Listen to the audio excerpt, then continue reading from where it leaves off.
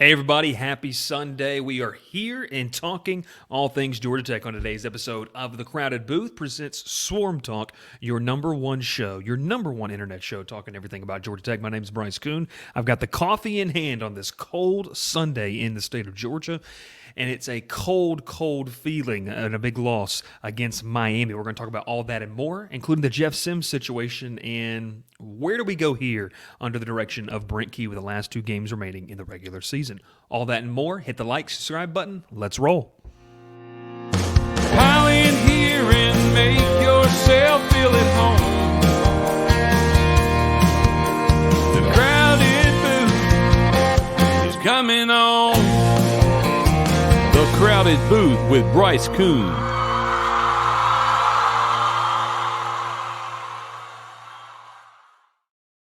Hey everyone, welcome inside. Happy Sunday, wherever you're watching or listening to this. If you're listening on the radio on Monday, good afternoon. Hope you're having a fantastic day. My name is Bryce Koon, cover Georgia Tech here, especially on the Crowded Booth, as we talk, brought to you by Section 103, talk all things Georgia Tech. I've got my coffee in hand. Yes, it's a Starbucks coffee. No sponsorship, don't worry about that. We're going to talk today about the game, Jeff Sims, and what we go from here. Kind of the three things we're going to hit on later on in the week. Around Tuesday, we're going to shoot, Wednesday, we're going to shoot for an updated coaching search. What is happening with about 2 weeks left in the regular season? But let's dive in. Game takeaways from the loss against Miami. I want to start off with this. I have my opinion, and you don't have to like the opinion, and that's fine. What you do have to do is respect that I have my opinion. That's all you got to do. That's all I ask from you. That's all I ask from you. Miami is a very talented team. There's a reason that a lot of the prognosticators, a lot of the people that make the big decisions sat there and said at the beginning of the year, this is one of the more talented teams in the country. The talent is there. Even though the record does not reflect it, Miami still had talent.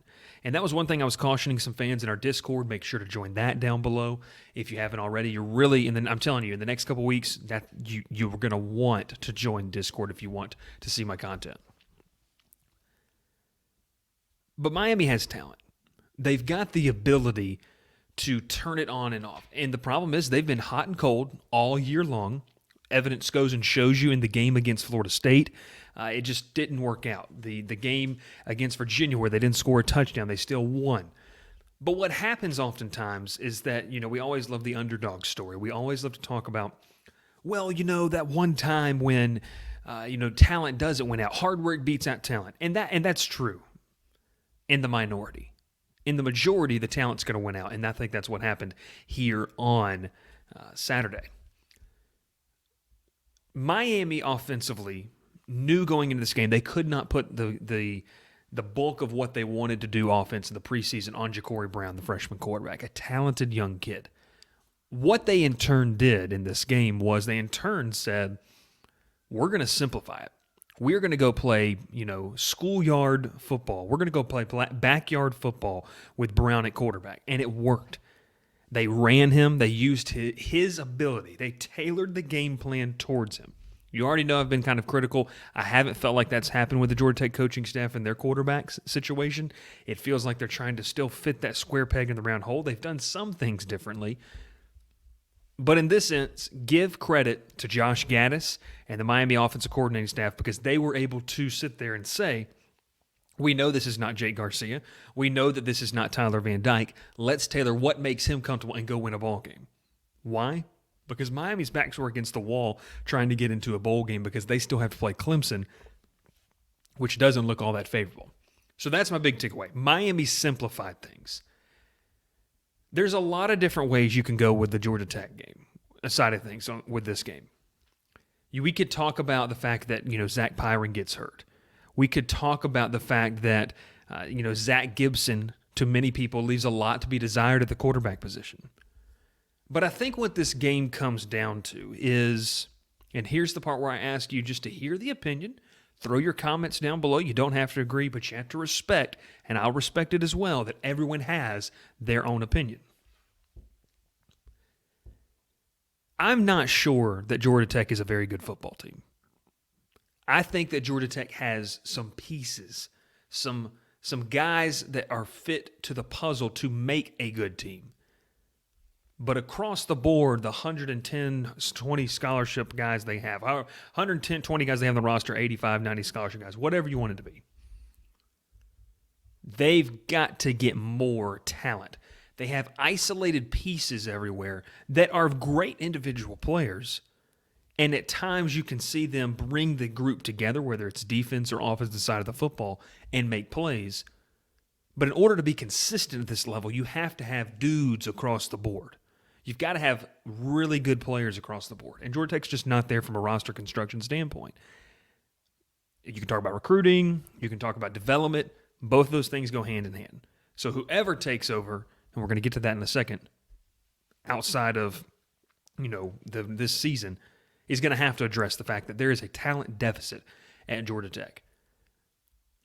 People say this is the 5th most talented roster. That's for 24/7 Sports. I'm wearing the logo. I'll tell you one thing. It doesn't matter if it's not developed. It does not matter if it's not developed. Let me take a sip of the coffee here.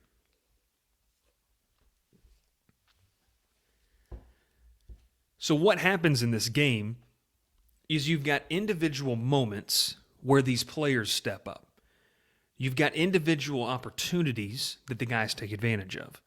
What you don't have is the ability to play a full 60 minutes because the talent deficit at Georgia Tech is greater than it is at other schools. A lot of times you can get by on the fact that you have better players and you get away with stuff. Georgia Tech is not in that position. We often forget, even though they've won the 3 games under Brent Key, that a couple bounces either other way, you're talking about a team that has 1 win. And that's also, you could take it into account of the UCF game and, a couple other games, the Virginia game. And you could say this is Bryce's a team that has on 6 wins. What I'm trying to tell you, though, is that this isn't a team that can just show up and beat people. They've got to scratch, claw, and fight.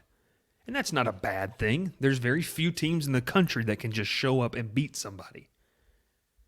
But I think in this game we saw is when things aren't going well and the talent gap is there between you and the opponent, regardless of their record, talent's usually going to win out. And Miami did. They had a good game plan. They were able to do some different things. And it's very interesting to see kind of how they, going forward, will go to see how they construct the roster in Atlanta. That's going to be a big takeaway. Let's hop on to the next section here because this is something that is very interesting to me. This is the Jeff Sims situation. You're all very familiar with it. I tweeted it out this morning about the clip, and we're going to show it right here with what Brent Key said. Before I say that, let's preface it with this. Sims was available per Georgia Tech staff, PR staff, on an emergency-only basis, the same status that he's been for a couple weeks now. In this game, this is what it said. He dressed out.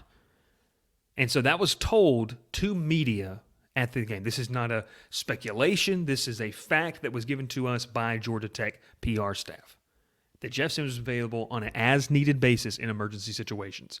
Now, you ask the question, what does that mean? I think that's a fair assumption. Here's Brent Key talking about it. I think it's really interesting to hear what he has to say. When he was asked by Ken Segura and Jeff Schultz of when Zach Pyron goes out with the injury, and we're going to get to that injury in a little bit, why was did that not deem it to be an emergency situation? Was Jeff cleared to play, and then kind of could you shed light on kind of what emergency basis means? Yeah, he was deemed an emergency basis in the game, and at the time that Pyron got hurt, he was not available to go in. So, Was he cleared to play? I'll just leave it at that. And just following that up, you said at the time Pyron got hurt, Sims was not available, Yeah, he wasn't able to go in. but he was clear to play. I'll leave it at that. All right. Now you watched it. You heard it. You probably go over to my Twitter. You can watch it again.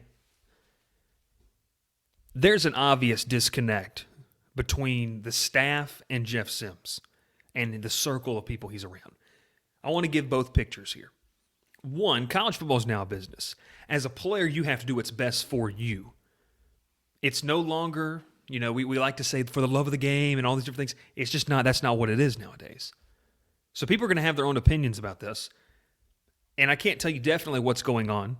But what we can say is there's an obvious disconnect between Jeff Sims' circle of people that's close to him, people that's around him and himself, and what the staff wants.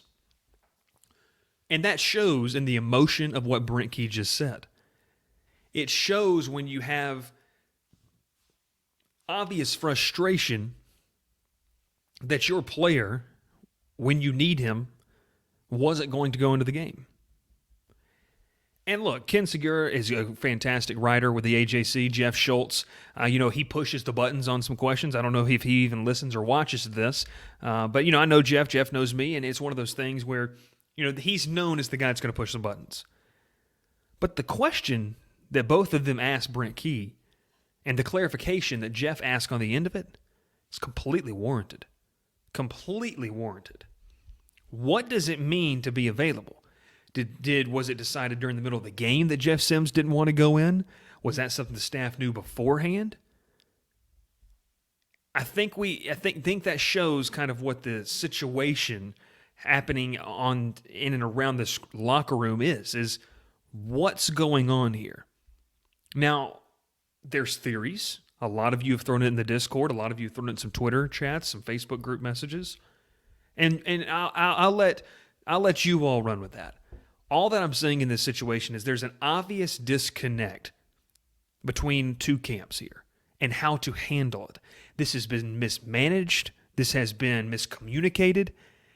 And I truly believe that you have a situation where I don't expect him to suit up in a Georgia Tech uniform again this year or next year. And I don't think it matters who the coach is. We're going to get to that right here. What does this mean for Brent Key? We hit on this topic last week when we recapped the Virginia Tech game. And I said then, I felt like before the Virginia Tech game was 15%, it might have gone up 20, 25%. Winning never hurts you, to do that.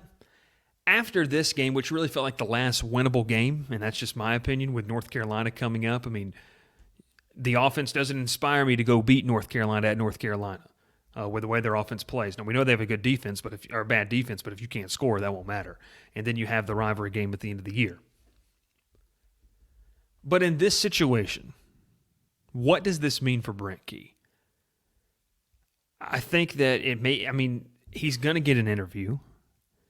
He's being evaluated. But if you're Jay Batt and you're athletic director and you're the staff at Georgia Tech beyond the football staff, you really have to ask yourself what's best for this program. And if the situation that we were going back to with Jeff Sims, if this kind of stuff is happening, the butting of heads, it's the guy who's supposed to be your guy, a quarterback, and that's not my words, that's the way they constructed the entire last offseason, bringing in Chris Winkie and Chip Long to tailor it towards what Jeff Sims wanted to do. But if this is the situation that you find yourself in, I think that it's time to clean house. You cannot bring this staff back, in my opinion. You can't say, let's rerun this, because, look, the definition of, of just being stupid is doing the same thing over and over again. It's just dumb. It doesn't make any sense. And I think that it's time to just get a breath of fresh air into this program from a coaching staff perspective. If that means that there is no returning staff members, then so be it. You got to try something else. Because I don't feel inspired watching this. I know the fans don't feel very inspired, but there's an obvious type of just lull of where this program is right now, and I don't see, now look, this could be a freezing cold take, I just don't see Brent Key being the person that turns it around. I don't see it. I think it's going to take a fresh new identity to come in and establish a culture, establish a baseline. And those buzzwords, people don't like them, but it is true. They've got to get something fresh new in here. So what does it mean for Brent Key? I think this is a situation where we see Key probably not retained, thanked for his work and taking over a tough situation and commended on it. But it would surprise me at this point. And I know there's been conflicting reports about, high school coaches liking him. You can poll anybody. I'll tell you this right now, and you can select who you want to poll and get the results, the statistics you want. So as much as some polls out there have said to other media outlets that, this is the guy, I would turn and tell you that, well, I've conducted my own poll and polled high school coaches that said, yeah, we don't think that's the best fit. Georgia Tech has a negative connotation right now on the recruiting front, especially in the state of Georgia, due to the previous head coach. So we'll see. What does this mean for Brent Key? I don't think he's retained. I think it'd be a mistake right now if he was. And it would be, to me, from a administration standpoint, whether it comes down to money or whatever, all the words that were said when Key was appointed the interim coach, words don't mean anything to me anymore. And they shouldn't mean anything to you as a fan. What should mean is steps of action. J-Bat's done that with some fundraising stuff. But I think that you got to give him the reins and the controls here and some of the donors and say, look, you got to go find somebody that can bring this program back. This is a big hire, really, really big hire, and it's going to be tough to see kind of what happens. This has been a recap of the Miami game. We talked about game takeaways, the Jeff Sims situation, and what does this mean for Brent Key. We appreciate you tuning in. And like we said, look, I don't get the feeling that, Georgia Tech's a very talented football team. They can't overwhelm you with talent to the point of where you can walk in on any given Saturday and say, if we show up, we'll win. They're not in that position. They're not in that position. Whether it's a sense of ego or what it is, they can't do that. So we'll see how it ends up rolling out, obviously. We're going to have another show this Tuesday. It will come out. We're kind of updating with 3 candidates that have kind of circulated more often. We're going to do a deep dive into those 3 guys. Make sure to subscribe to the channel. My name's Bryce Koon. Miami winners in this game. Not a lot to rehash on the fact that Miami just simplified the offense. They allowed them to play backyard football, and the quarterback situation is going to dictate what goes forward. I don't expect Zach Pyron to play another game this season, but what I do expect to see Zach Gibson and Tyson Pumachan in some type of wildcat variation simplify things with Tyson. I mean, just if you don't feel like he can throw, which is some people are saying he can't, then you got to find something, because you got 2 more games against 2 pretty high-quality opponents that you got to be able to at least look competitive in. An end like an end to the season like you had last year, that's not going to be good. Not going to be good. We'll talk to you again on Tuesday if you're watching only Georgia Tech content. If you want to check out other content, whether it's Braves or college football as a whole, make sure to subscribe to the channel. Find that video that you like. Hit the like button. That helps us in the algorithm. Let us know what you think down in the comments below. And make sure to join the Discord down below. I said it earlier. I'll say it again. You're going to want to join the Discord here in the next couple of weeks if you want to continue seeing the best, the #1 online Georgia Tech content. Almost caught you there. On the World Wide Web. We'll talk to you next time. Appreciate you tuning in. Pile in here and make yourself feel at home. The crowded booth is coming on. The crowded booth with Bryce Koon.